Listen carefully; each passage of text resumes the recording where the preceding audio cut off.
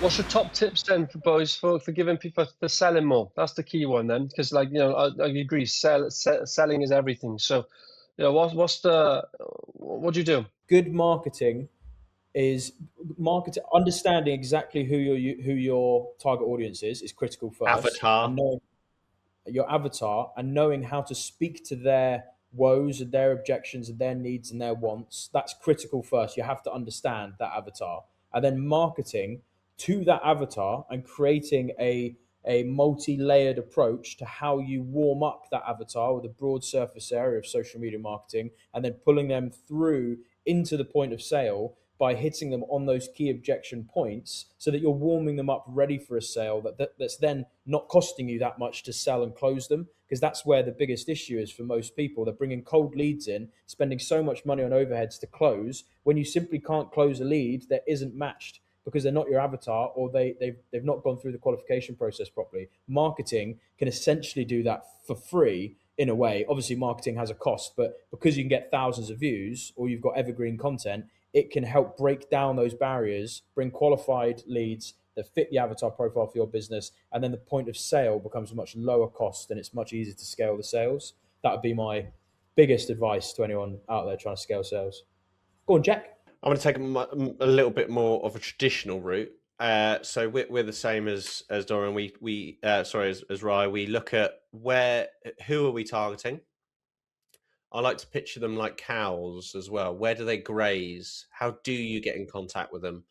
And there's really good metrics that you can focus on. So if you can work out the lifetime value of a client, you can also work out the cost per acquisition. So how much you can spend in money terms to secure that client. So if we've got clients in our surveying business that might spend 100 grand over 10 years, we can then work out how much we can spend to secure that client, to drive the different avenues, whether that's PPC, whether that's hiring a business development manager to walk the streets and bang doors and go to events and win business, whether that's to attend exhibitions. We can actually budget to secure clients and compare the different avenues that we're running, the different campaigns, and then lean into the ones that have a better conversion rate per cost per acquisition is a really good way to focus on that. We're big fans of like trying anything. So if you have 10 different avenues to win clients or business or whatever it may be, try all of them. And it's almost like a split test or a failure first, like put some capitals behind them, run each option and see which works best, and then double lean into that and build a process out of the working avenues of securing clientele. I think every basic, you need a good branding and you need a good website and you need good marketing, like Ryan said. So you need to invest in that from the outset, regardless, because otherwise, when you win a client and they can't Google your company or see your website and you look like a bit tin pot, you can't then necessarily focus on continuous relationship building and winning business in a placement in the market. But sales are the way forwards, and it does need a lot of work to win the sales. If you win sales, and another way to win sales is to analyze what your sort of USP is and even look at your time quality cost metric and see if you can drive costs down to win more business. A classic phrase which people find really weird to get their head around is, if you're a tendering type of business, you should be winning 1 in 3 tenders. And that is because typically the tender market goes to 3 people. If you're winning more than 1 in 3, you're either really good or you're underpriced. So then your price point needs to potentially change. So analysis in this needs to be like weekly review and complete overhaul of sales, and focusing on that and understanding how you win that business and convert that business. Another thing that I think often gets missed off is, once you do generate a sale, how do you then get them to be a sticky client? Because often it's cheaper to keep a client than it is to find a new one. And to build a process in place that when you convert a client, there's a system in place. So in our surveying business, we have something called the napkin theory, which is where it's commonly built off a restaurant that grew in New York, where if someone comes to their restaurant, they get a red napkin, and they have a different service to if they come for the second time and they get a blue napkin. So everyone in it throughout the business, whether it's the chef, the sommelier, the waiter, the person that greets them at the front, knows the type of service that clientele is getting first, second, and third. On third, create a habit, create a sticky client. So it's not about just getting them through the door. It's also about delivering a service where they know that they do not want to go elsewhere and buy that product elsewhere, or pay for that service elsewhere. So to give you an example, in the restaurant industry, with the first, the red napkin on their first eating, is get to know them, tell the story that behind the restaurant, recommend some of the favorite dishes that are served in that restaurant, give them an upsell for visit two. So if you come back again, you get a free bottle of red wine, to create the habit, to create a sticky client. That definitely gets, we have that process in XP surveys. So first, second, third survey is different service. And then ongoing, you typically then build the habit of what they like and what you like, to build that trusted relationship and build that habit. So stickiness of clients is also really key. I've never heard of that. It's a really fascinating, powerful tool for a restaurant, because if you simply have a waiter coming to a table and they say, "Welcome back," "Welcome back to the restaurant. Thanks for coming again." All they need to Thought say you is was that. introducing the Ground Up podcast then. Welcome back. Welcome back. Episode 100. No, but as in, like, it's just that recognition, that appreciation from a business, that you're basically saying thank you for the business, for your repeat business, without saying thank you. Immediately, the customer's going to go, "You remembered me." Like, "Oh, thank you." They're going to feel warm and fuzzy, and they're going to Valued, have a yeah. better. Ryan would love that. Ryan would love it. It'd be a He would go, flashback to his boy "No band fucking way." days. It'd be You must follow me on Instagram. that'd be it. And you'll have a whole entourage with him the next time. Fucking hell. Yeah, but that ability for a business to be able to know its customers and know their journey and speak to them in that way, the power of it is insane. For customers to feel valued and to feel like they're being looked after and getting a good service is more valuable than any type of sale you can do. Like, it's really interesting. I've never heard that story. An easy way to do that is before final production of service product, or whatever you're doing, check in with the client and say, how does this look? Is this what you anticipated? Is there anything we could do differently? What would make it easier for you next time? And then make all those changes before you finish the product. This is what we do in our surveying business. And then you're basically giving them exactly what they want on the first job, and build a trend to then go on. What you're trying to do is allow the person to go, actually, originally I instructed them because they could deliver it, they could deliver the survey in quicker time than the next firm, or they were actually quite fair on price. But what you're then doing is just touching on quality. So you're improving the quality aspect of the service, to enable them to go, it's the same price, but it's better. But you're using them to help you do that. Yeah. And D, what would you say? You threw it to us. What would you say? Tip on sales marketing. The biggest thing by far, I would say, is by tracking. I mean, the amount of people who tell me, I literally got off the phone earlier to somebody, and he was telling me that he's thinking about, he jumps from business ideas to business ideas, but one of the, he was working on this one business, and then gets distracted with other things, and then all of a sudden then starts to run out of money, and then that's when the urgency comes in again. Cash flow. It's like, oh shit, like I got bills coming out, or I got to do this. I haven't got any money. I need to think about something I need to make money now with. I need to make money now. And I'm like, yeah, but what about that business you're working on? Yeah, I've got like no sales for it. And I just one simple question: how many phone calls have you done in the last week? Like, how many people have you spoke to? Well, no, the problem is I've been this, I've been that, I've had to go there, I've been busy, it's been Easter and stuff.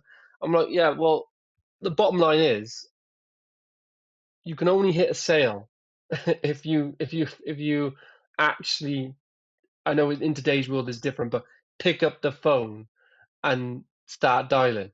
But that in today's world, that could be a funnel, social media. It doesn't matter what it is. What's the channel, and how are you tracking if you've done enough today?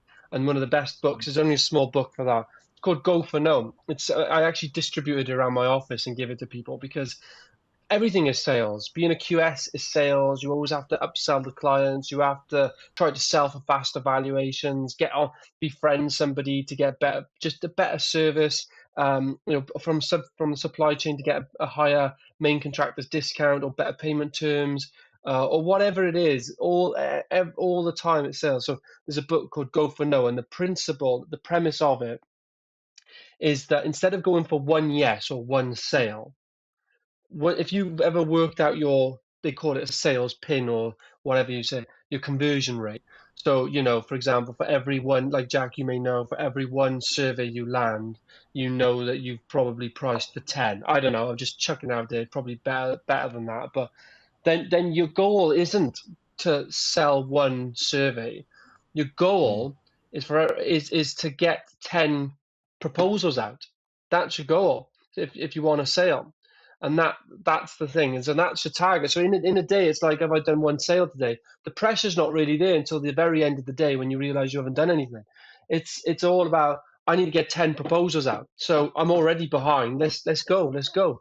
Pick up the phone and start dialing. The best analogy is just that sales is front line of the Roman fleet. The front line is your sales guys. They're the guys going into battle, and they're the guys cutting through, the foe, if you like. And if those guys aren't producing output, everyone else is fucked. So like those guys have just got to phone, content, dial, follow up 24/7. It's an aggressive task. When you're just a business owner or a sole trader and you don't have a sales team, that can be really, really difficult. But it's the highest value task is this sales, sales, sales, and you are the front line, and no, everyone's dependent on you. You're dependent on no one but yourself, and you've just got to put the hours in. Like that's why salespeople are salespeople, right? Like they generally couldn't give a about operations. They don't care much for detail. They just go, give me prospect, I will close. And it's the dogged mentality, and it's only fed through energy, and you've got to go out there and you've got to do it.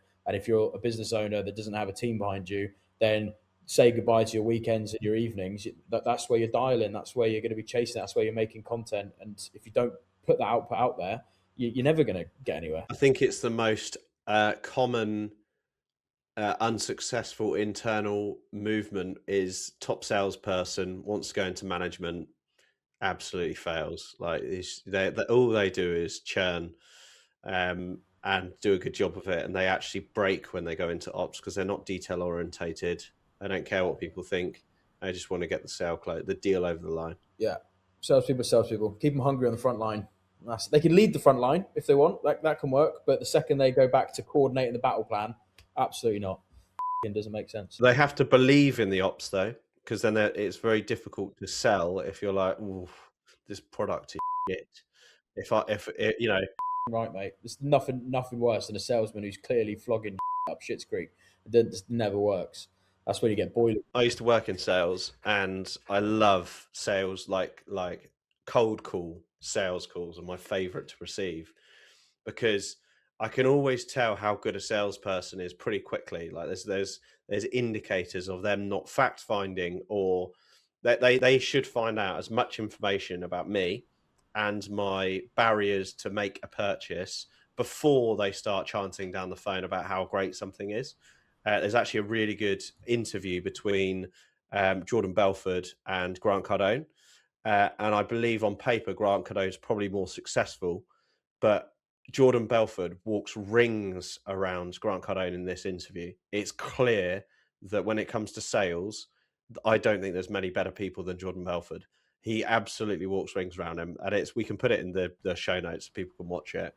But I love giving, like, almost like teasing a little bit. Like I'll go, are you not concerned about my thoughts on that? Or are you interested in knowing why I might or might not be interested in that? Or I even sometimes just call it out. I go, I'm going to throw an objection. I'm going to see how you're going to handle it.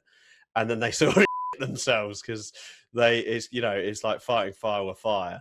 And it is quite fun. So, have you studied a straight line sales system? Because I did it, and I used to role play with some of my team years ago.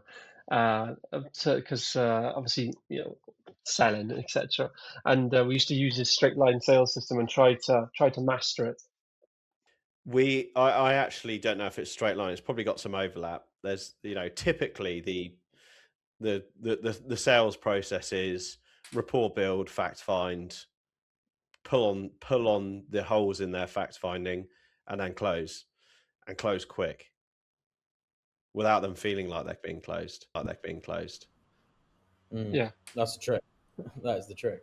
They don't want them to feel like they've been sold. They've seized an opportunity. Yeah, it's their idea. Yeah. Well, the premise really is that is the line is the and the end of the goal is to close the sale, and you're at the beginning of that line, and you have to very quickly, basically what Jack's already said, you have to very quickly build rapport, build intelligence, and keep them on the line, and you can only build rapport and intelligence by going off the line. But the problem what some salespeople do is they go off the line and they don't come back. You have to go off the line to build the rapport. Oh, you're into fishing, and then bring it back to the line. It's That's why they say sales gets lost in the details. you're building intelligence. You're going into all these details. You bring them back to the line. Just so it's quite funny. It's really important you do that sort of field work. So there's this sales company that they're quite tactful. They always ring me off a different phone number. So I've blocked a number, they'd ring me off another one, blocked a number, and they basically sell like tickets for like Formula One or like Ascot races or like really like prestigious events. And it pisses me off so much. It goes, they sort of call you and go, "Hi, it's Greg from," and they sort of really quickly say over the company name because they don't want you to actually know it. And they'll be like, "The reason for the call today," it's like, "Yeah, good, classic. That's a good one out of the boat. Is we've got the best seats for this event that you can buy," and I'm kind of like, you don't even fucking know if I want to go to the event, let alone buy the best seats for it. And it just annoys me when they just go straight sales and don't understand. It's kind of like that sell me this pen, thing. The whole technique is the very first question is, in one of them is, so how long have you been in the market for a pen? And it's like, no, I'm not looking for a pen. It's like, bam, that's it, move on. You can't sell to somebody that really doesn't want something. You have to. So before sales, it's kind of come back to Ryan. It's marketing. You've got to. It's the qualifiers, isn't it? It's the qualifying of leads. It's the lead generation. Back to the napkin theory on the pen, though. Imagine if you went into a conversation and said, "What would this pen need to do for you to want to use it?" And then they go, "Well, I want 4 colors, like a color Bic pen." And you go, "Okay, I'll speak to the production team and see if we can tailor that for you. What would you be willing to pay for something like that if I could generate that for you?" And they go, £1.40. You go to the team, they produce the pen, and it actually costs £1.80. But you sell it at £1.40 to get that first engagement and user experience for the client. And then you know exactly what they want to produce. So then you go back to the production and go, can we sustain growth in this area to produce this for this particular client? If we produce 1,000 units, and actually, would anyone else in the market be up for that? Now we've done the R&D costs of generating and getting our cost down for that particular product. The pen, the famous line is, sell me this pen.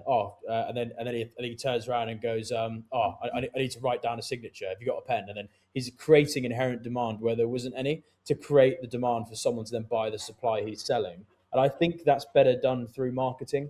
So if you're marketing, there's people out there who don't know they want to invest in property, but they've got money.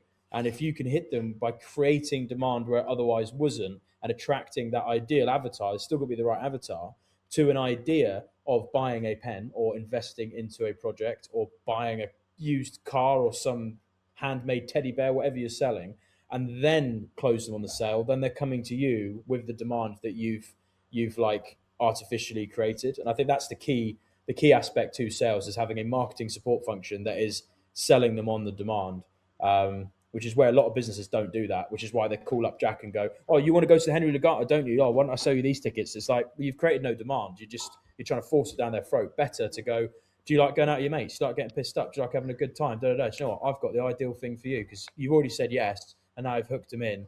And that's where sales amateurs just they'll call 1,000 people and they'll get one sale over the line compared to 100 and getting 3.